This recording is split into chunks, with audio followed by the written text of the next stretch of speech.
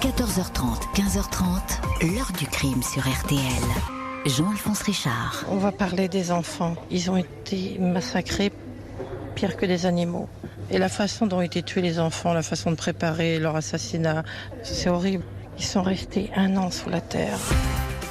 Bonjour, toute une famille qui disparaît du jour au lendemain. Le père, la mère, un petit garçon de 3 ans et une petite fille qui venait d'avoir 22 mois.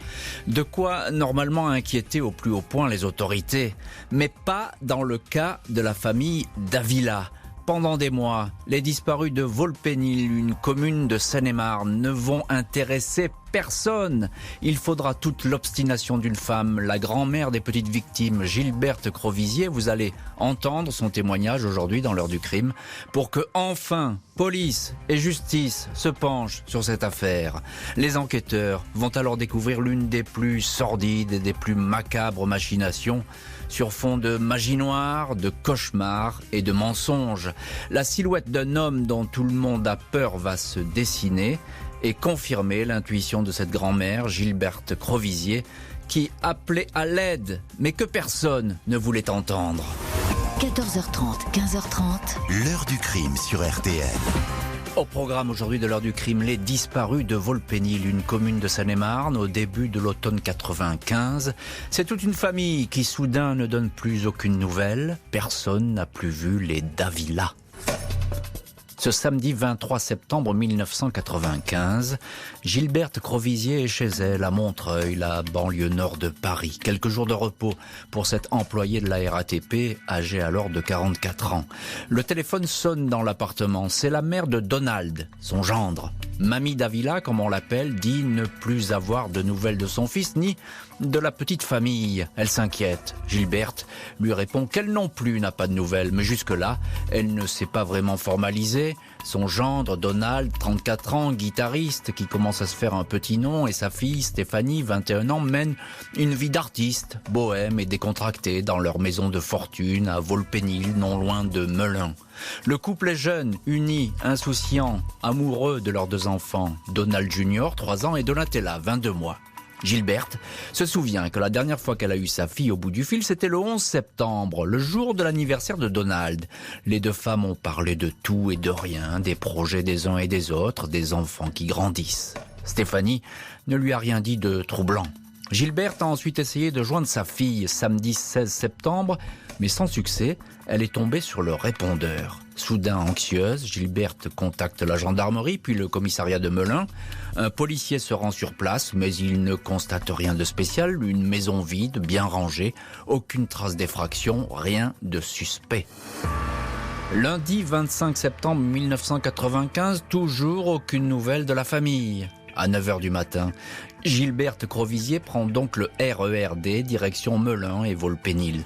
Elle a un mauvais pressentiment, elle a demandé à son fils de l'accompagner. Sur place, elle hésite à faire le chemin jusque chez sa fille car elle n'est pas tranquille. Depuis une cabine publique, elle téléphone alors au collège Jacques Amiot où Stéphanie est employée comme agent de service. Elle apprend que celle-ci n'a pas repris son travail depuis le lundi 18 septembre. De son côté, Donald, qui devait se produire lors d'une soirée musicale, n'a pas honoré ce rendez-vous.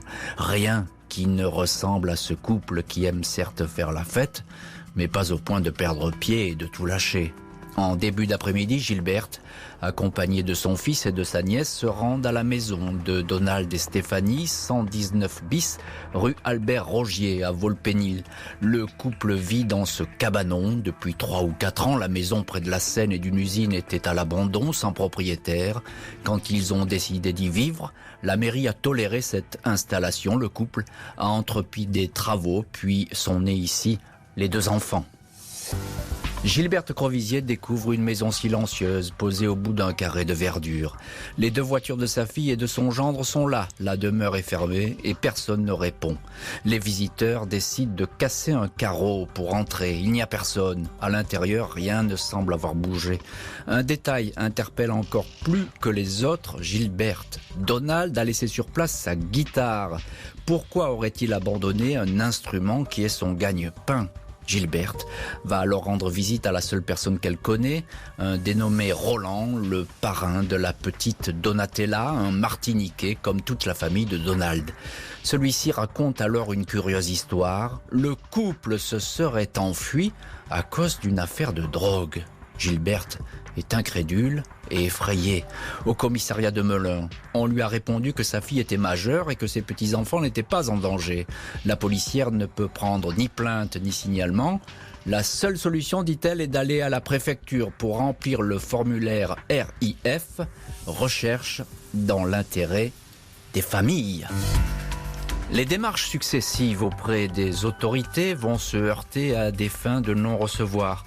Même lorsque Gilberte Crovisier va constater qu'un homme s'est installé dans la maison, un homme qui est le dernier à avoir vu toute la famille en vue. 25 septembre 1995 au soir, après une journée fébrile passée à se renseigner, Gilberte Crovisier, la mère de Stéphanie, disparue avec son mari Donald et leurs enfants, décide de retourner dans la maison du couple. Cette fois, il y a de la lumière à l'intérieur. Une bouffée d'espoir la gagne. Il est possible que la petite famille soit rentrée. Gilberte et son fils se présentent à la porte et sont reçus par un grand gaillard, un Martiniquais, qui dit s'appeler Edgar Boulet et être un ami de la famille. Il explique que Stéphanie et Donald sont partis avec des vêtements neufs, accompagné d'un homme qui conduisait un fourgon Ford Transit de couleur blanche. Il explique aussi que Donald lui a confié les clés de la maison en demandant de veiller sur toutes leurs affaires. C'est lui désormais qui règne sur ce cabanon. Il ne peut pas remettre les clés à qui que ce soit. Les proches des disparus sont sous le choc. Ils ne parviennent pas à s'expliquer ce départ précipité, une affaire de drogue, une prise en main par une secte, une histoire d'argent.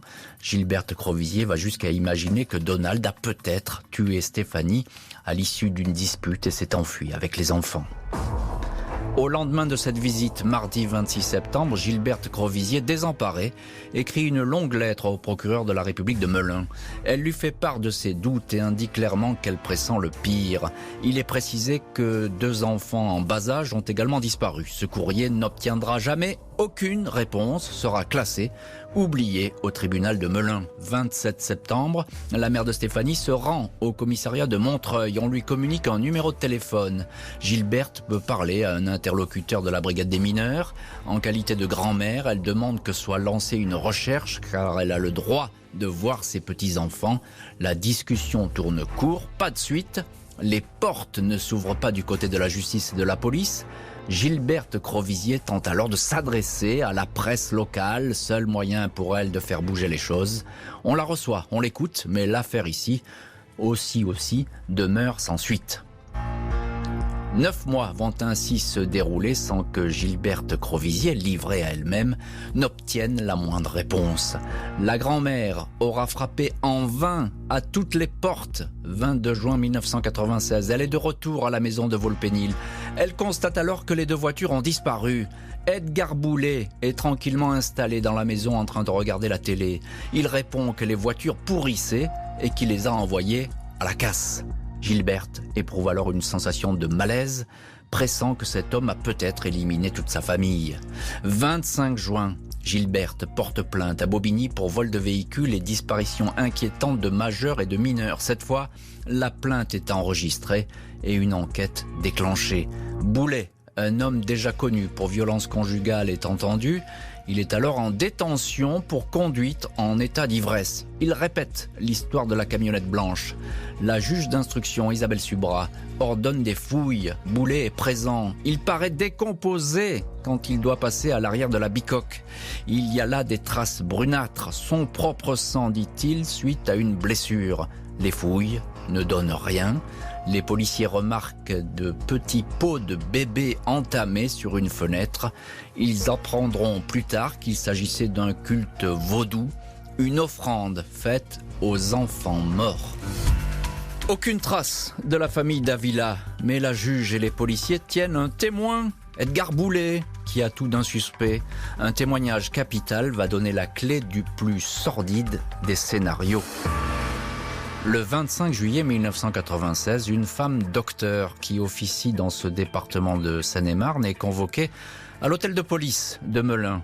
Les policiers s'intéressent à elle car elle est depuis 6 ans la maîtresse attitrée d'Edgar Boulet, l'homme qui s'est installé dans la maison de la famille Davila.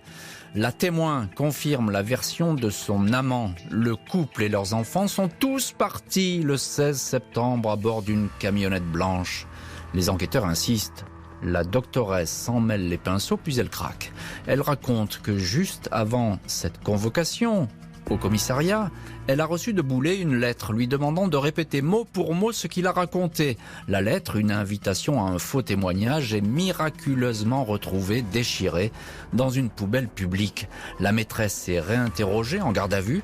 Elle confie que la nuit du 16, Edgar l'a en fait séquestrée dans la maison. Elle dit alors avoir entendu des cris de bêtes blessées, des hurlements horribles, mais selon elle, elle cauchemardait. 23 septembre 1996, nouvelle campagne de fouilles autour du cabanon de Volpénil. Une pelleteuse est sur place. Le godet de la machine gratte la butte de terre derrière la maison, là où Edgar Boulet avait blêmi lors des premières recherches. Apparaissent une grande quantité d'os de poule et de poulet, un rituel emprunté au vaudou. La pelleteuse déterre une chaîne en or et une médaille qui appartenait au petit Donald Junior. L'engin emporte ensuite un morceau de corps, celui de la petite Donatella. La suite des fouilles se poursuit manuellement. Le corps de Donald Junior apparaît, puis sous un matelas surgissent les dépouilles des parents. Ils semblent allongés, côte à côte. Le légiste dira que le père a été tué alors qu'il était sur son lit. La mère s'est défendue avant de s'effondrer. Les enfants ont suivi. Le tueur a utilisé une arme tranchante, massive, un coupe-coupe, une arme qui ne sera jamais retrouvée. Edgar Boulet possédait un long coupe-coupe. Il dément avoir exterminé la famille Davila. Edgar Boulet nie, mais le faisceau de présomption et d'indices est pour le moins accablant. Il va comparaître tout seul devant une cour d'assises aux grandes dames de la grand-mère Gilberte Crovisier qui estime que des complices connaissaient tout de la tuerie. Mardi 6 juin 2000, Edgar Boulet, 44 ans, est dans le box des accusés de la cour d'assises de Seine-et-Marne. Il comparait pour le quadruple assassinat à la machette en septembre 1995 de la famille Davila. L'accusé nie en bloc ses crimes.